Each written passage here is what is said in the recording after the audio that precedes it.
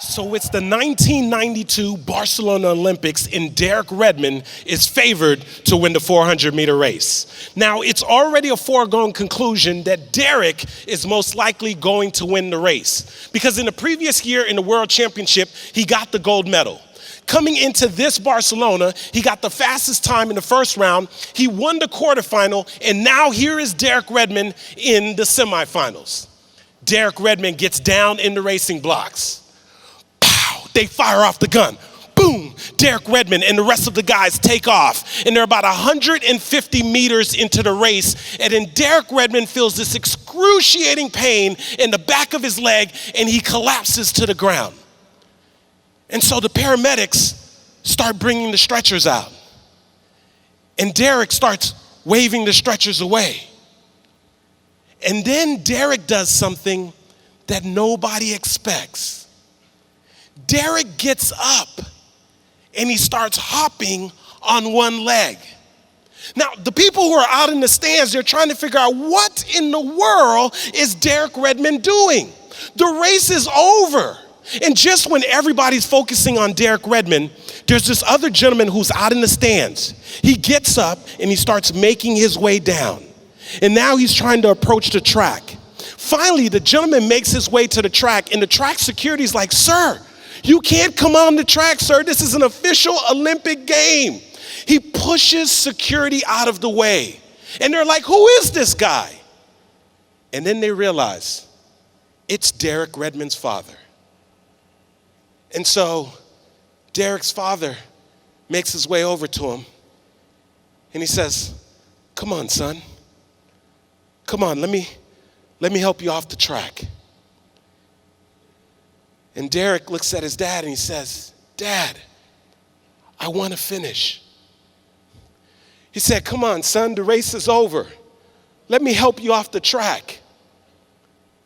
And he says, "Dad, I want to finish." He said, "Hey, son, it looks like you tore your hamstring. That's a pretty bad injury, man. Let me help you off the track." He said, "Dad, please help me finish." And so, like any good father, Derek Redmond's dad, he puts his son's arm around his shoulders. He puts his other arm around his waist. And he starts helping Derek as he hops on one leg towards the finish line. Now, the 65,000 people who are out in the stands, who at one point thought that this was chaos, they're trying to figure out what in the world is going on the track.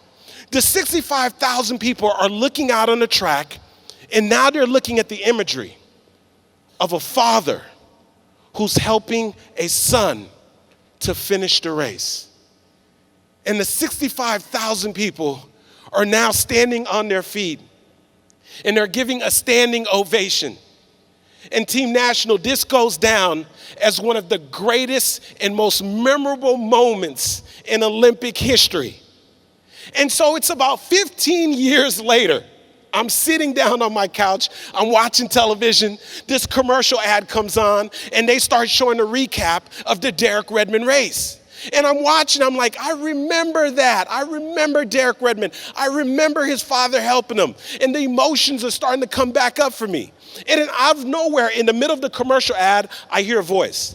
Almost like the voice of God, but it's not God, it's Morgan Freeman. And here's what he said. "Visa, the proud sponsor of the Olympic Games." And I'm thinking to myself, what in the world does Visa have to do with Derek Redmond's story?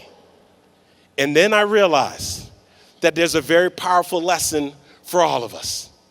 You see, Visa realized that they had a short amount of time to be able to connect with their prospects. They realized that they had a short amount of time to be able to create an emotional connection.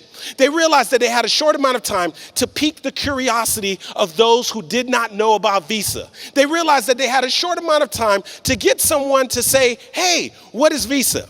And sure, they could have used that time to describe the Visa card. I mean, they could have said, it's plastic. It's got a black strip on the back. It's got raised letters. It comes in all these different colors. You can get your favorite college team on there. They could have listed all the different stores that Visa's accepted in. They could have talked about all the credit limits. They could have talked about all the countries that you can actually use the Visa card in. But they realized that way more effective than giving people a whole bunch of information is to simply find a way to tie their product to a powerful story. And so what if Team National, the next time you had an opportunity to speak to a prospect, what if the next time you had an opportunity to talk to them about this amazing opportunity, the next time you had an opportunity to talk to them about the savings, what if instead of fire hosing them, oh, some of you act like you don't know what fire hosing is. Let me explain. Fire hosing is when you meet somebody and you notice that they have a thirst, like they could benefit from the savings, they could benefit from the opportunity. And all you have to do is hand them a cup of water to quench the thirst. But you're so fired up and jacked up about the Team National opportunity, you say, you're thirsty? You need an opportunity? Hold on, wait 1 second. You run back over here to the fire hose, you get the hose and you start dragging the hose back over to them. And you say, hey, hold on to this hose, point it right at your mouth, I'll be right back. And then you get over here and you start cranking out information and you say, you mean to tell me you've never heard of Team National? It's this amazing opportunity. You could save money. Hey, do you have a cell phone bill? You can save money on that. Do you have a car? You can save money on that. Have you ever shopped at Walmart, Target, or Home Depot? You can save money on that. Hey, we got 2 types of memberships. One is $7.95. You know what? You look like a lifetimer. How about $21.95 for you? And then you start telling them all this kind of information. And then you say, hey, but don't worry. You could pass it on to your kids. And you're like, whoa, whoa, whoa, whoa, whoa, whoa, whoa. What if you just handed them a glass of water? What if you just shared a story with them? What if you took the time to do that? And so the reason why I'm here with you today, Team National, is to talk about how you can leverage stories to be able to grow your Team National business. How you can use stories to be able to have more influence and more impact. How you can have a simple 3-step process to help you to be able to share this opportunity. Now, I've got a lot to share with you in a relatively short amount of time. Now, here's what I heard. This is just what I heard. It might be a rumor, but I heard that there is nothing like a Team National convention. That's just what I heard. Oh, okay.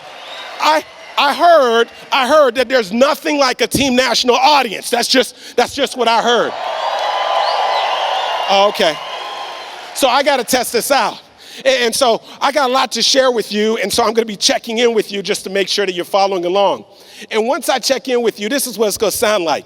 I'm going to share information with you, and I'm going to say, hey, does that make sense? Yes or yes? And I'm going to say, hey, are you following along with me? Yes or yes? Now, you're going to notice I don't give you very many options. It either makes sense or it makes sense. You're either following along or you're following along. It's just like when you present this opportunity to somebody. They either want to save money or they want to save money. They either want to make money or they want to make money. There's really nothing in between.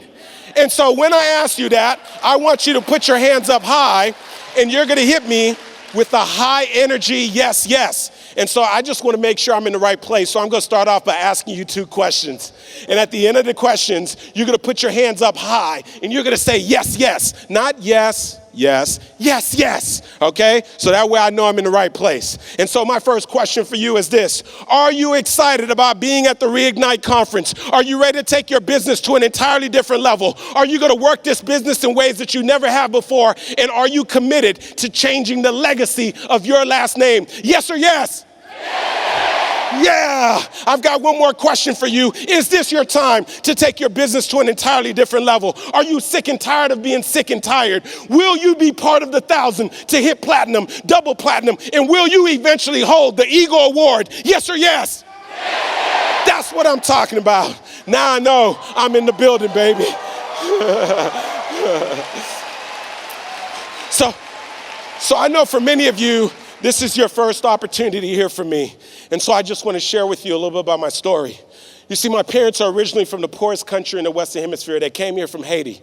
And one of the things that my parents emphasized, they said, Andy, the key to success is to go to school, get a good education, and get a good job. You see, no one told my parents about Team National. They didn't know that there are some other ways to have success. And so I followed the script. I went to school at Florida State University. I got my undergraduate degree in accounting. I actually graduated summa cum laude. That's a fancy way of saying I spent way too much time studying when I should have been hanging out. I got my master's degree in corporate accounting. While I was in the master's program, I studied like crazy to pass the CPA exam. I took the CPA exam, I passed it, and then I landed a job with one of the largest professional service firms in the world, a company by the name of PricewaterhouseCoopers. But can I tell you something? After about 3.5 years of working there, I realized that my life was starting to follow the same basic routine. You see, I was waking up every single day to the sound of an alarm clock. I was jumping out of my bed, getting in my car, fighting traffic to get to a place in which I knew that something inside of me was saying there's got to be more than this. And I just want to make sure I'm in the right room. Has anybody ever been in that place where you found yourself saying there has got to be more than this? If you've ever been there, say yes, yes. And so for about 1.5 years, I thought about taking a chance on myself. For 1.5 years, I thought about becoming an entrepreneur. For 1.5 years, I thought about developing this voice that you're hearing right now. And here's what I would do. I would talk myself into it and then talk myself right back out of it. You see, I say, come on, Andy, you could do it. You can become a professional speaker. You can become a successful entrepreneur. You can make things happen. And then that other little voice say, but you did spend a lot of time getting your undergraduate degree. You did spend a whole lot of time studying for that CPA exam. And your mom is always bragging about her son who's a CPA. What are you going to tell your mom, man?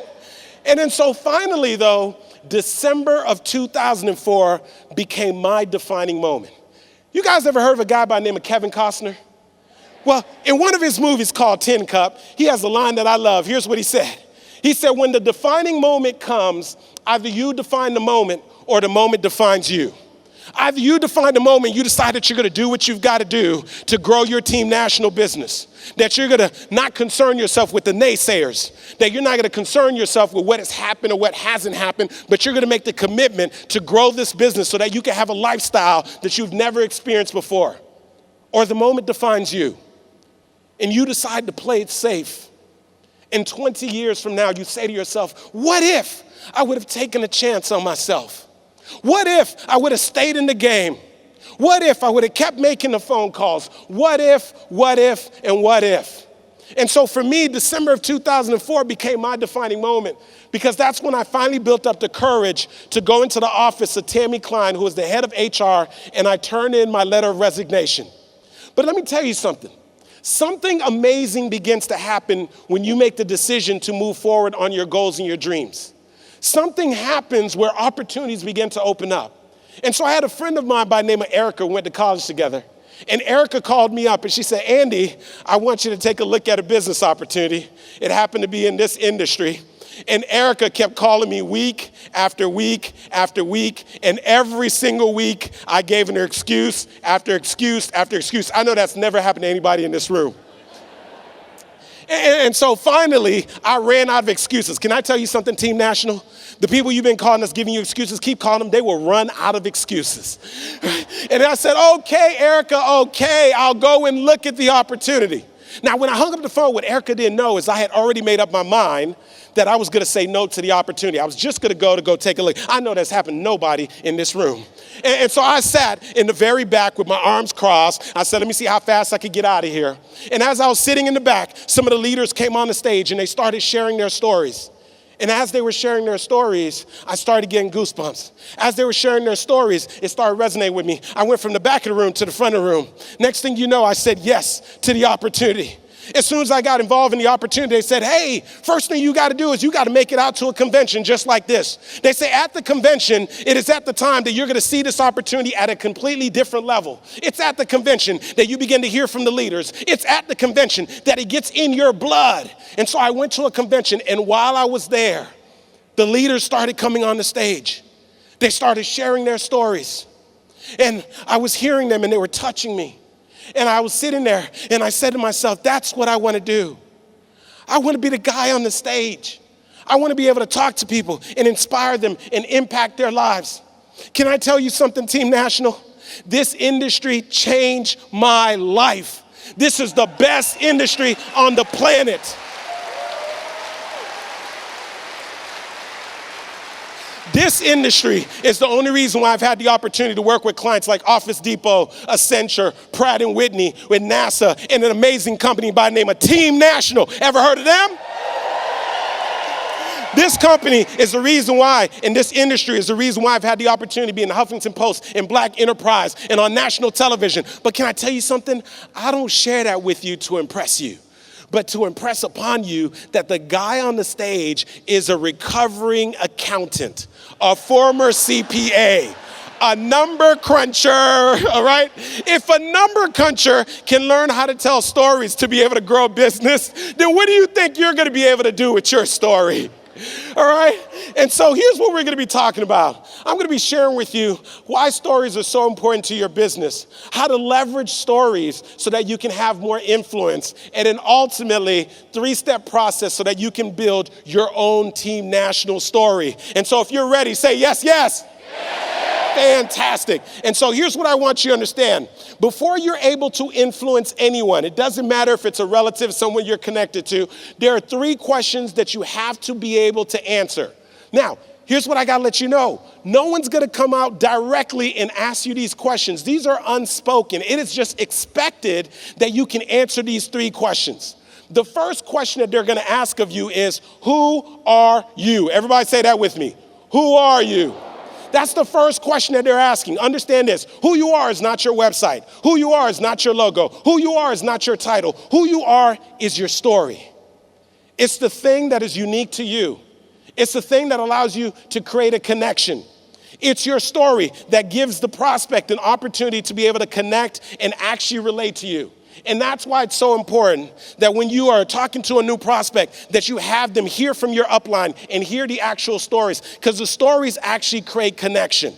The second question that they're asking, and you've got to be able to answer this is what they're asking. They're asking, what do you have? What do you have? Now, here's what I know. If we were to pass this microphone around right now and ask you all what you have, so many of you are ready right now with your fire hose. You like, yo, come on, I could tell you what I got over here. You got your fire hose ready. You say, you kidding me? You want to know what we have? We take advantage of group buying power. We've got this awesome membership savings, baby. You got a cell phone? You can save money on that. You got car insurance? You can save money on that. We are ready to tell people what we have. And there's nothing wrong with that. There's nothing wrong with you letting them see the road to freedom, the actual videos. All that is important. That is part of the process. The only thing is we got to remember to answer the first question. So here's what we got to do, and I want everybody to do this with me. We have to flip the order. Do this with me, everybody, from your seats. Ready? You have to flip the order. Everybody do it with me one more time. You have to flip the order. And so first you have to start off by answering the question first of who are you? You have to allow them to hear the story first, and then you can talk about what it is that you have. And then the third question that they're asking is this: why should I care? I mean, I love the fact that you're fired up about Team National, right? But they still want to know, listen, I don't care if it's your mom, your best friend, your brother, your cousin, or your aunt. The number one person on their mind is not you. The number one person on their mind is themselves. And guess what? They're all tuned in to the exact same radio station, WIIFM. You guys know what that stands for? What's in it for me? Everybody say that with me. What's in it for me, baby? Everybody say that with me. What's in it for me, baby? That's what they're asking. They want to know what's in it for them. And so we want to be thinking in advance. How do we share the story so that they can know that we answer the question of who are you? How do we share the story around the savings and around the income that we're generating to be able to answer the question of what do we have and why should I care? And so those stories is what drives the business. Those stories is what ultimately allows you to have influence like you wouldn't believe. Now, here's what I believe. I believe that success leaves clues. Everybody say that with me. Success leaves clues. And so if you want to have success in your team national business, what you should do is find people having success. Look at the platinums, look at the double platinums, look at what they're doing, and if you do what they do, then you will also have success. And so I'm a firm believer that no matter what industry that you're in, you should also study and see what people are doing who are successful. And so I want to share a story with you. This gentleman on the screen, his name is Blake. Blake is the founder and the CEO of a company by the name of Tom's Shoes. And so Blake decided to start his company on a shoestring budget. Blake ran an ad on Craigslist, and he got 2 non-paid interns. He threw up a website, he had some shoes available for sale, and he thought, if you build it, they will come. How many of you have learned the hard way? Just because you signed up for your team national business did not necessarily mean that people were going to come knocking down your door. How many of you had to discover that the hard way? Yes or yes? And so Blake discovered, hey, I got to go out there and go talk to some people just like you do. And so Blake decided to catch a flight from California to New York. Now, when Blake gets to New York, he sets up 5 different meetings with different store buyers. And he has meeting after meeting after meeting. And he hears no after no after no. How many of you know in the process of building your business that you're going to hear some no's? But that's okay because every no gets you closer to your yes. Yes or yes? And so Blake is now in New York. He's feeling a little defeated. And so he's like, oh, man. And so he says, well, I'm just going to fly back to California. And so Blake is walking through the airport in New York, and as he's walking, he spots a lady with a pair of red Tom shoes. Now, he's super excited because this is his first time seeing somebody with a pair of Tom shoes who wasn't his cousin, his brother, or his non-paid interns. Like, this is the first time that you brought someone into the business that was outside of your warm market. And so Blake now tries to play cool, doesn't tell the lady who he is, and he goes, those are some pretty cool shoes. And he thinks that's going to be the end of the conversation. And so he walks up to the kiosk. As he's standing at the kiosk, the lady taps him on the shoulder. He goes, yeah, excuse me. She goes, you don't know what these shoes are? He goes, no. She said, are you kidding me? She said, there's this guy named Blake. He was on the show called The Amazing Race. You ever heard of it? Well, he didn't win the show, but afterwards, he started traveling all around the world. One of the places that he went to was to learn how to play polo in Argentina. And while he was over there, he noticed that the polo players were wearing these really cool, trendy shoes. And so he was inspired to start a shoe company. Well, during the same trip, he went into a remote village and participated in a shoe drop where little children didn't have shoes on their feet.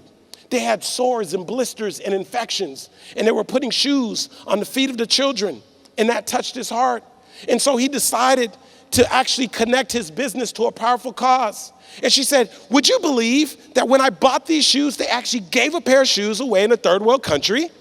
And so Blake's thinking like, whoa, this lady knows like the whole story. And so Blake looks over at the lady, very proud, and goes, actually, I'm Blake, the founder of Tom's Shoes. She puts her arm on her hip, she looks over, she goes, dude, why'd you cut your hair? You were so much cuter with your hair longer, right? And so they exchange a laugh, and then Blake gets back in the plane. And so now here he is, he's sitting in the plane, and he has an aha moment. He says, wait a second here, we've been doing this all wrong. We've been telling people about the shoes, we've been telling them about the different styles and all the information, but we haven't been telling them the story. He said, we gotta change some things around. He said, put the story on the website. Make sure everybody knows about these shoes. He said, don't just make sure they know about the shoes, but let's make sure that every single client, call up some of the magazines. They weren't interested before, let's tell them the story. They called up the magazines. They said, hey, you never told us that story. We like it.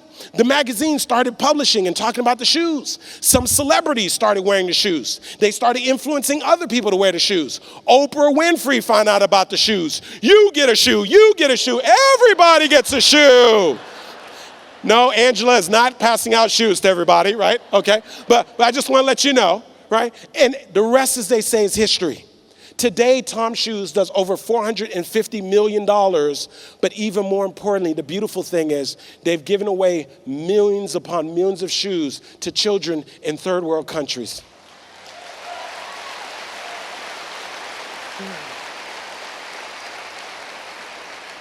And if you were to read Blake's book, Start Something That Matters, or if you were to watch any of his interviews, what you would find is that he said that the thing that changed everything for him was when they began to share the story, when they began to lead with the story.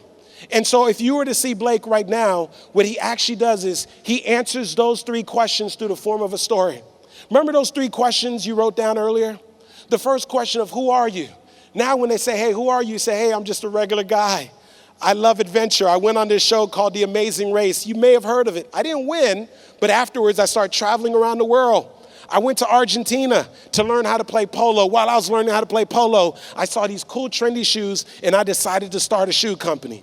Well, what do you have? I've got these cool, trendy shoes, different shapes, different sizes. You could probably find one to fit your personality type. Well, Blake, there's a lot of shoe companies. Why should I care? Well, the reason why you should care is because we're not a regular shoe company. Every single time you buy a pair of shoes, we actually give a pair of shoes away to a third world country. And so he found out how to answer those 3 questions. Team National, what would happen in your business if you developed a team of people who knew how to answer those 3 questions? Who answered the question of who are you by using their personal stories and making sure that everybody hears the stories of their upline. If they were actually answering the question of what do you have and why should I care by sharing the stories about the savings and sharing the story about the income that they were actually generating, things would entirely change. And so I want you to do this right now. Give somebody a high five and say, I hope you're getting this. I hope you're getting this.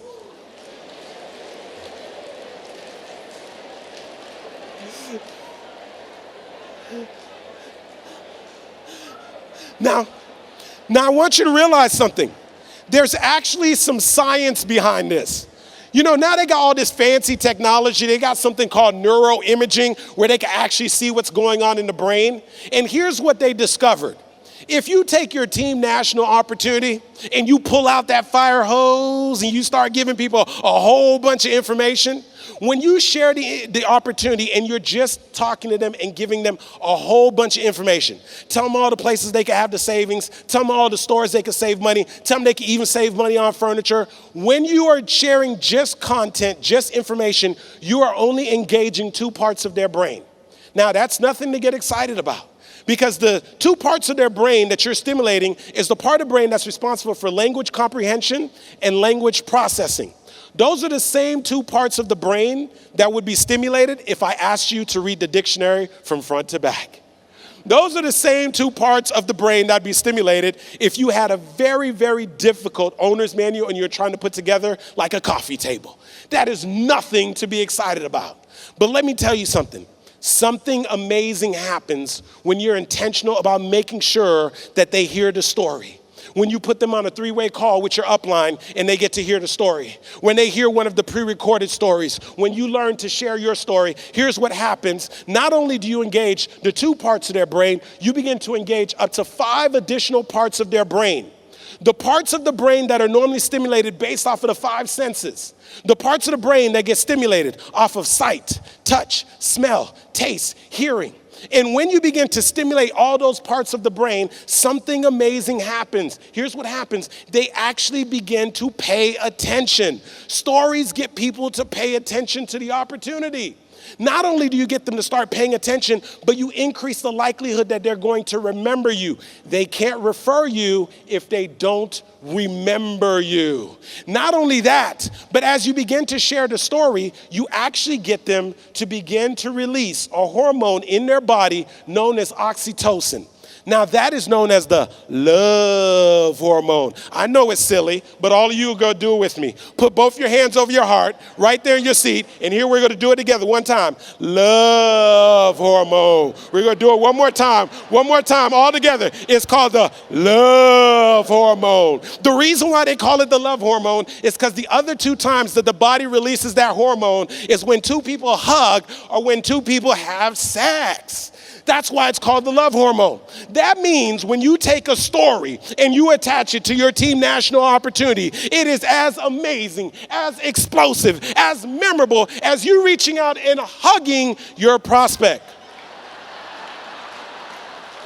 You didn't think I was going to say something else now, did you? Come on, Team National, right?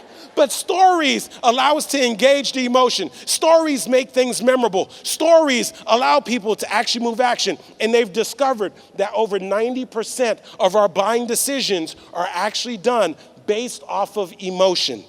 And so when you can touch people on an emotional level, then you're more likely to get them to take action. And so stories will change your entire business. Give somebody a high five. Say, take notes, take notes, take notes.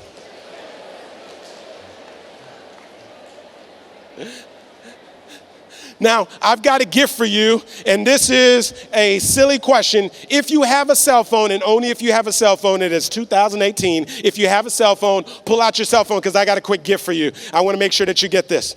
And so here's what you're going to do very quickly. I did a quick video training, and in the training, I show you how to leverage stories so that you can do three things, so that you can get people's attention, so that you can overcome the objections that people have and get them to take action. And so here's what you're going to do very, very easily. Here's what you're going to do. Pull out your cell phone. You're going to text the word story to 954-278-3701. And so once again, you're going to text the word story to the telephone number 954-278-3701. Now, once you do that, you're going to get a couple more cues. You're going to be asked to put in your name and your email address. And then once you follow all three steps, you're going to get an email 15 minutes later with a link to the video training and a downloadable workbook. And you'll also get it on your cell phone. Now, there's a lot of people in here all texting at one time. And so there may be a slight lag in the system. As you are prompted, just finish out the information. And once you've followed all three steps, you will get access to the training. That is my gift to you. So once again, story to 954. Thank you very much.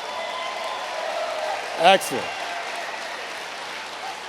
So somebody up front say, yes, yes. I think it's time for a yes, yes. Are you excited? Yes or yes? Yes, yes. I love it. I love it. So here's the thing. I know what you're thinking. You say, man, the leaders have been telling me to share stories. I know the importance of sharing stories. But Andy, seriously, how do I share my story? Like, can you give us a simple blueprint? And so I want to give you a very simple 3-step process so that you can share your team national story. And so this is my 3-step story formula to help you to put together your story. If there's ever been a time for you to take notes, this is the time right here. Because this will empower you to be able to share your story, to simplify it.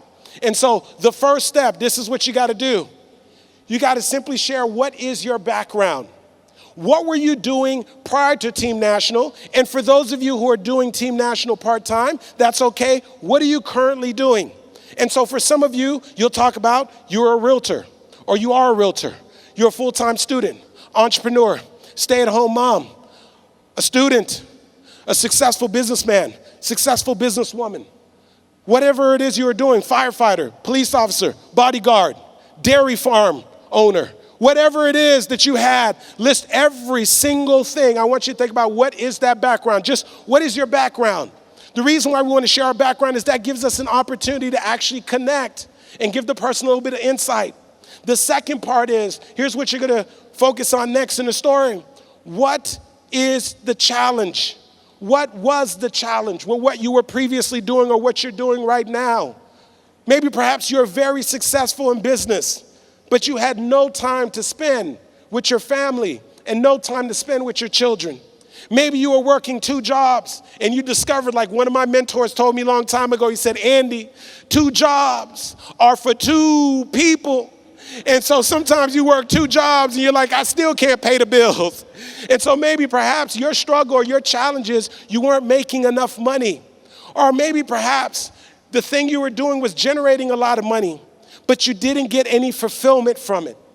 And so you're looking for something that gives you greater fulfillment. What is the challenge, or what was the challenge with what you were doing that made Team National look like such an awesome opportunity for you? And so we want to highlight the challenge. Why? Because the person that you're speaking to is in the middle of their own challenge. And they're going to resonate with you talking about that. Without you having to tell them directly, they're going to be thinking in their mind, you know what? I could use some more time and freedom. You know what? I could use some additional income. You know what? I would love to travel all around the world. You know what? I would love to have more fulfillment in the things that I'm doing. And so that's why we want to make sure that we actually share the challenge. It's super, super important. And then the third part is this. You share, how is Team National the solution? How is Team National a solution? For those of you who've produced results in your Team National business, for those of you who are leaders, this is the perfect opportunity to start talking about results. Don't lie, but do talk about your results. This is the perfect opportunity now for you to talk about, I'm part of this amazing opportunity. And for the first time in many years, my family and I were able to go on a vacation. I'm part of this amazing opportunity, and I was able to match my income and retire from my job. I'm part of this amazing opportunity, and it allowed me to be able to retire my husband or retire my wife. I'm part of this amazing opportunity, and it's been allowing me to save money, and we've saved thousands upon thousands of dollars on things that we spend money on anyway. Things like our cell phone bill, things like car insurance, things like homeowner insurance, even on furniture. Heck, I even bought my wife's ring through this organization. This is the perfect opportunity. And so when you share that, what you're doing is something called forward pacing. You're allowing them to come to the conclusion themselves that if it was a solution for you, then it's potentially a solution for them. And so this is a simple 3-step process. The first part is, what is your background? The second part is, what was the challenge that you were facing? Now, I know that there's some new people. You're saying, wait a second, but Andy, this is my first convention. What if I haven't produced big results? No problem. You're going to follow the same formula, but on the third step, you're going to use the word in position.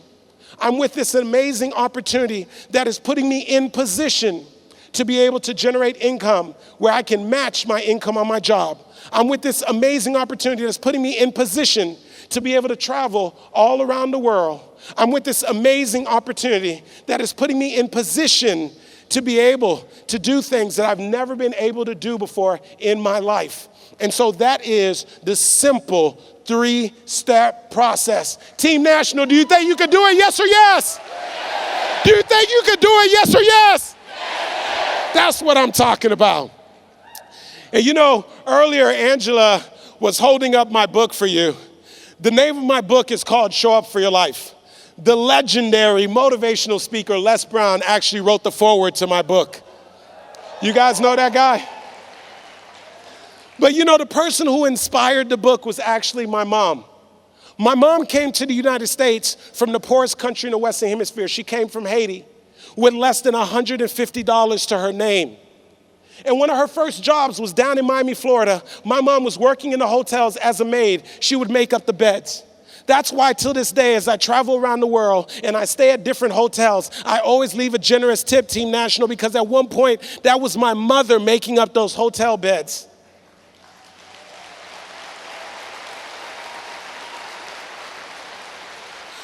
One of my mom's second jobs is she worked in a purse factory. It was a factory with no air conditioning. My mom stood on her feet for 8 hours a day, and as the purses came down the assembly line, she reversed the purses and prepared them for stitching. It was a job that a lot of people didn't want. But here's what I realized that my mom understood, that sometimes you got to be willing to do the things today that others won't do so that you can have the things tomorrow that others won't have.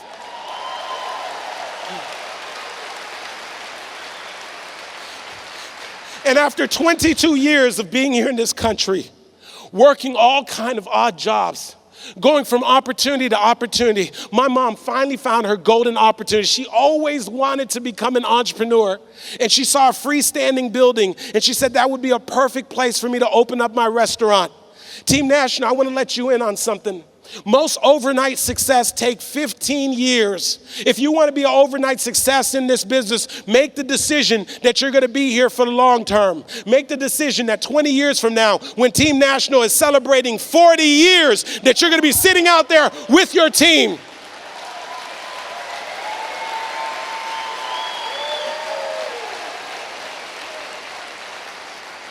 And so my mom strikes up a lease agreement with the owner.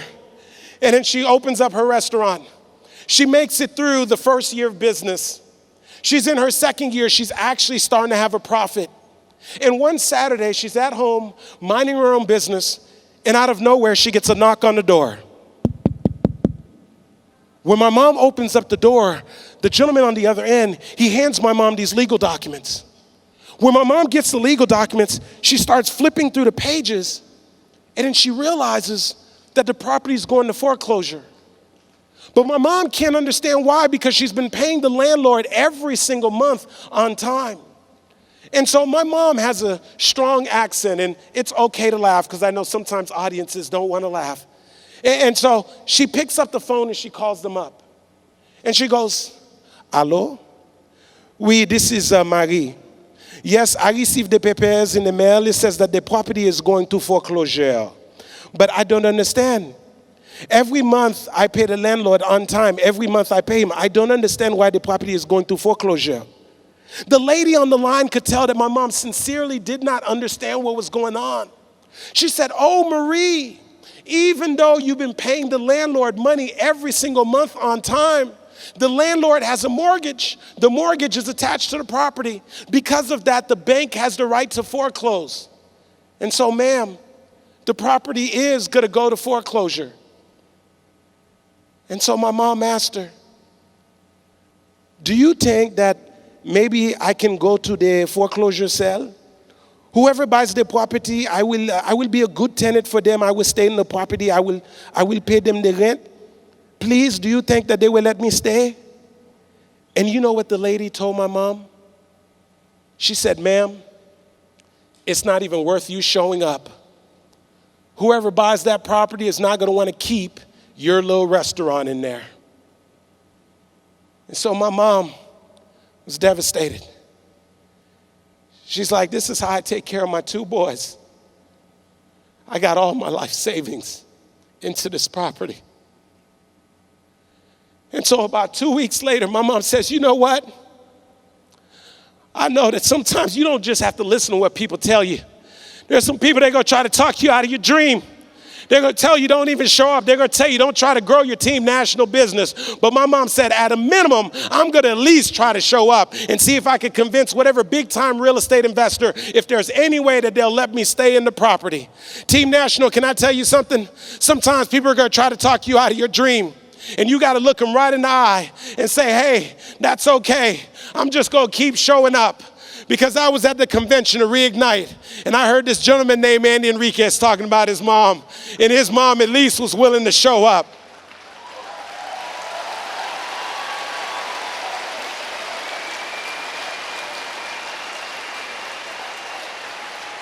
And so 2 weeks later, my mom shows up to the foreclosure sale. She's expecting a room full of investors, but to her surprise, there's only two people there: the auctioneer and the representative from the bank.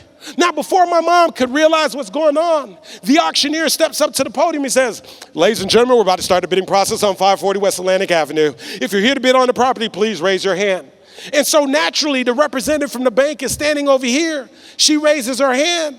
My mom, who had no intentions on bidding on the property, doesn't even know how this thing works. My mom decided to take an act of faith and raise her hand.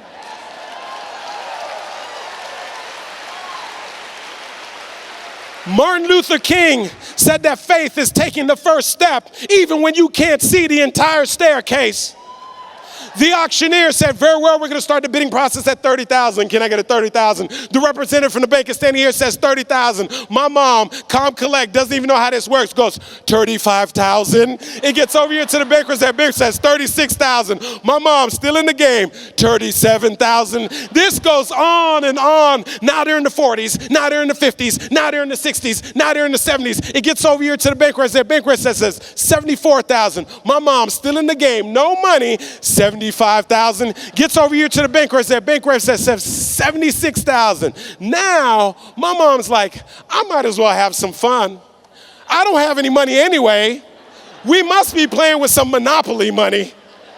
And so my mom, attitude and all, my mom goes, $76,500.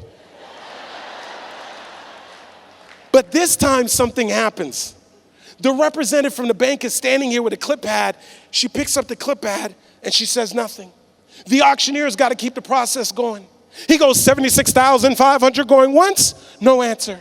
He goes 76,500 going twice, no answer. He goes 76,500 sold to who? My mom, the woman who had no intentions on bidding on the property. And so my mom is excited she won the bid. And then she's like, wait a second, I actually have to have the money? And so they told her, you got 30 days to come up with the money. And so my mom would go home and do something that so many of you have been instructed to do. She'd pull out a notepad and she'd start writing down the names of all of her friends and all of her family members, one by one. And she would call them up and tell them the story. Some would lend her 1,000. Some would lend her 2,000. Some would lend her 3,000. Some lend her 4,000. Some lend her 5,000. And she's 3 days away. And she's still $30,000 short. And my mom's thinking, maybe this isn't meant to be. I put everything that I have into this dream. And then her telephone rings. And it's her friend Yvonne's. And when her friend calls her up, my mom says, Yvonne's, no, it's too late. I have 3 days. I still need $30,000. Yvonne said, no, Marie, listen. I know you've been calling us. But me and my husband, we've been saving up money to buy a house. We heard you call us. We heard the voicemails. Right now, we've saved up $30,000. We prayed about it. We talked about it. And we want to lend you the $30,000. All my mom could say was thank you. And so my mom said thank you. Now, how many of you know my mom ran and got that money before Evo's changed her mind, right? So my mom would go and get the money from Evo's and all of her friends and all of her family members. And she would drive over to the bank and get a cashier's check. She would get back in the car, drive up to Palm Beach, look at that big, thick cashier's window with the little hole at the bottom. My mom would probably take that cashier's check and slide it through the little hole. And that day, Team National, my mom went from being the tenant to being the landlord, all because she was willing to show up.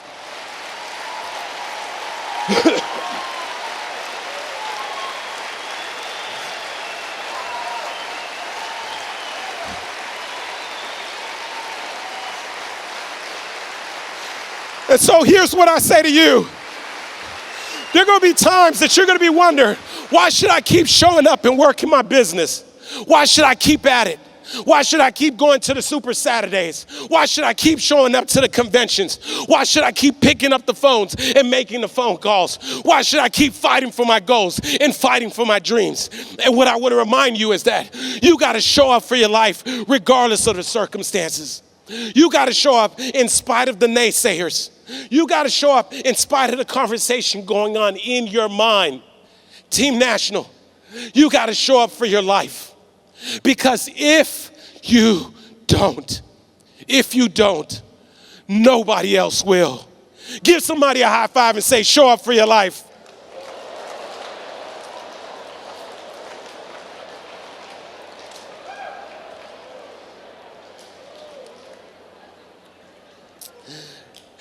And so my mom and I, we joke around all the time about that story. And she says, NZ, you make good money. You share my story all the time. NZ, you must give me commission. And so now when my wife and I are traveling, we make sure we take mom. And I am forever indebted to mom. But I tell you this, after we're done joking around, I find myself going back to ask my mom one serious question. And here's what I ask her every single time. I say, Mom, how'd you do it? How'd you convince your friends to believe in your dream, to believe in your goal and support you? She said, NZ, I write down the names. I pick up the phone. I tell them the story. I said, but come on, Mom, it can't be that simple. It's got to be more complicated than that. What did you do? NZ, I write down the names. I pick up the phone. I tell them the story. But come on, Mom, you mean to tell me you didn't fire hose nobody? You didn't give them a bunch of information? What did you do, Mom? And Z, I write down the names. I pick up their phone. I tell them the story. Team National, you want to hit platinum? You want to be part of the 1,000? You want to hit double platinum? You want to be able to earn Eagle? Write down the names. Pick up the phone and tell them your story.